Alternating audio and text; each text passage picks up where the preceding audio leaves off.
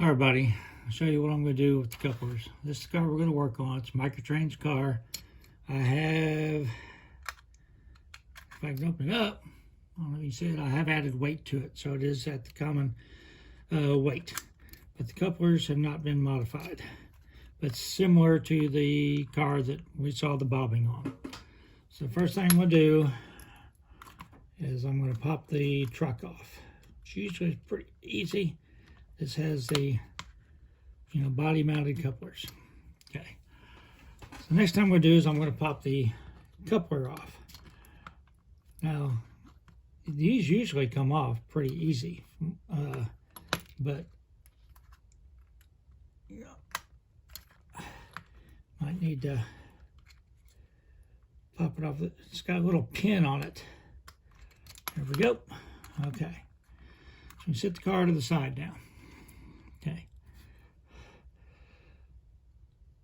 So I'm going to take the cover off the coupler. The stuff I'm going to be using is this lubricant. I had this stuff forever. I bought it when the first Bachmann G-scale shade came out to lube the gears. So I've had it for like 30 years, and this is how much of it I've used. It's just some Teflon lube, multi-purpose, patent lubrication with Teflon.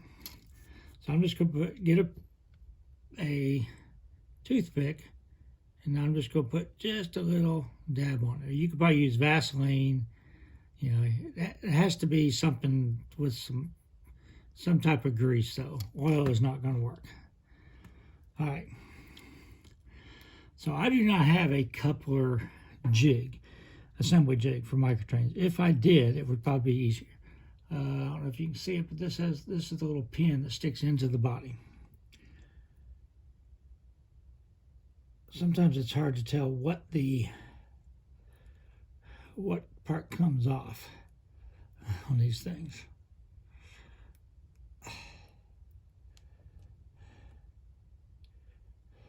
Oh, before I get started, so one time in one of the videos, see that right now it's, it's springy. One time I just took this and I just jammed a bunch of grease in there. You can do that. It'll work, but you're not getting any into the spring itself. So what I did for that car was I put it in the spring. So I'm just going to go ahead and pop this apart. It's probably going to come apart. There we go. Okay, there's the lid. Okay. So you're not going to be able to see this in all probability.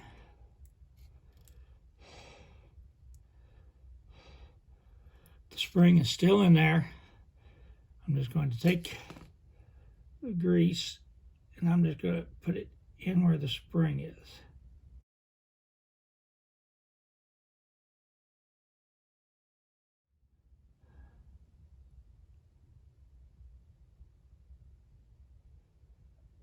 Okay. Now, put the lid back on. So there's always a good chance when you do this that you lose it all and it comes apart. It hasn't yet. And actually the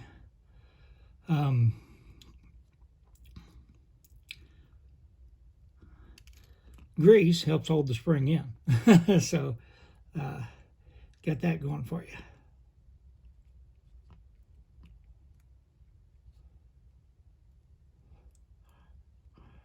All right, so I've got it back together. Now, as you can see, I've sort of lost the ability to self-center, but it's also going to not, spring back and forth as much. Now I have to just put it back on the car, which is pretty easy. Just find the hole. Pop it in. You can put a little bit of glue, super glue on it if you want to, but it didn't have any glue on it. It didn't appear to. And then truck back on. It's done. That's all I did to the other car. So right now I'm at 4 minutes and 40 seconds on the video for one end. And so it doesn't take a long time, but now you can see that again, the coupler is not going to self-center very well but it should reduce that spring action.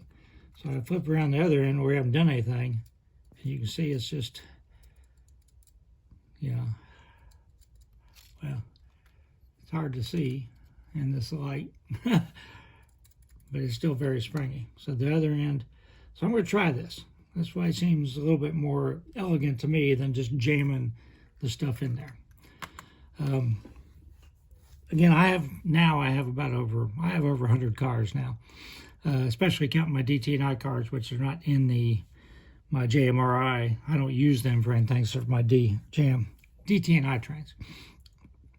But you know, if you're just going to run like a unit, say you got a unit coal train that never gets broken apart, you just run through your layout. I wouldn't do this to it, you know. The only reason I do it is because it's slow speed switching. But again, if I'm not videotaping, I don't even pay attention to it. But when I watch the video and I see what you're seeing, it bugs the crap out of me. I'll be honest about it. So it's worth it to me to do it. And once you get good at it, it's not too bad. So again, this is the modern car, KD car, you know, with the body-mounted couplers, just like the one that you saw in the video that was bobbing so much. So I think body mounts do help, but they're not a cure-all for everything. The real problem is that the spring is too strong. If I'm going to put pictures of the first two videos I did about this at the end, so they're in the N scale playlist if you want to go back and watch them. And in the first one, I talked about the springs on the trucks.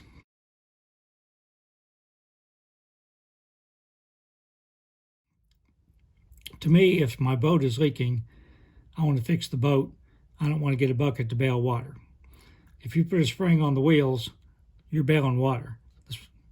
The coupler is the problem, not the wheels.